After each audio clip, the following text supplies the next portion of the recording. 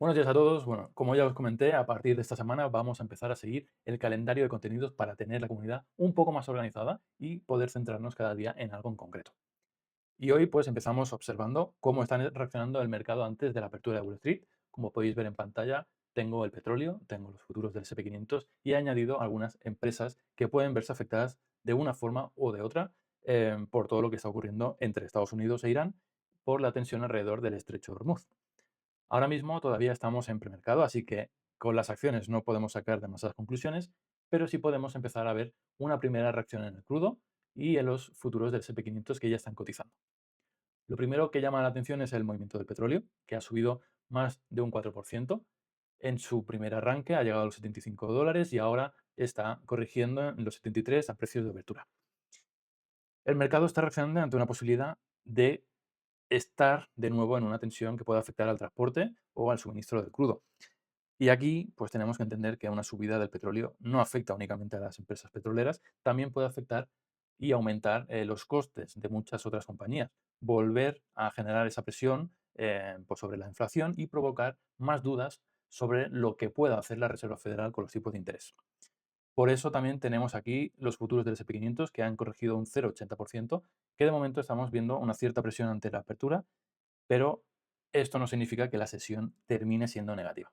Muchas veces el premercado comienza de una manera y cuando abre Wall Street, lo que es la sesión, pues entra volumen real y el movimiento puede cambiar completamente. Simplemente estamos observando cuál está siendo la primera reacción y las primeras sensaciones.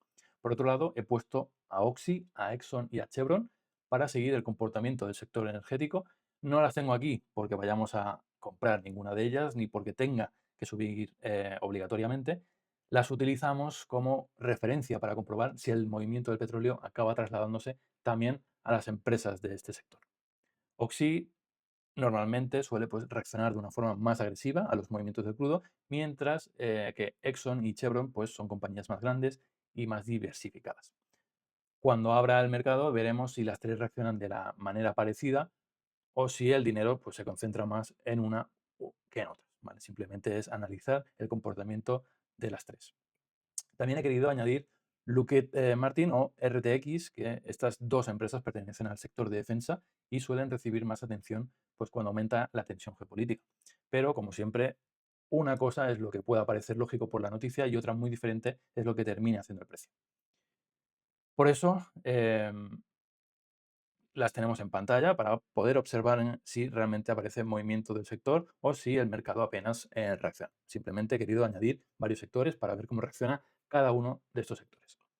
Después he querido añadir también Delta, ¿vale? Que es una aerolínea donde puede verse afectada y representa un poco la parte contraria, ¿vale? Si el petróleo sigue subiendo, las aerolíneas pueden verse afectadas porque el combustible, que es uno de los costes más importantes de una compañía, pueden presionar a este tipo de resultados. Por tanto, mientras las energéticas pueden recibir cierto apoyo, las aerolíneas pueden o podrían tener más presión sobre ellas, ¿no? Podrían verse afectadas negativamente.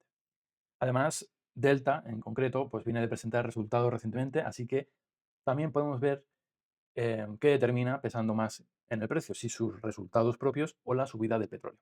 La idea de tener todo esto en el gráfico junto es entender pues, cómo una misma noticia puede afectar de manera distinta a cada sector.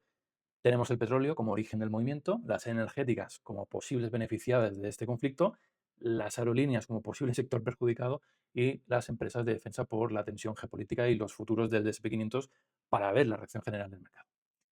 Ahora simplemente toca esperar a la apertura y observar cómo evoluciona todo cuando el volumen real entre en el mercado. Durante la sesión iré siguiendo pues, estos gráficos y si aparece algún movimiento o alguna noticia que realmente merezca la pena comentar, os la compartiré por aquí. Que tengáis un buen inicio de semana y gracias.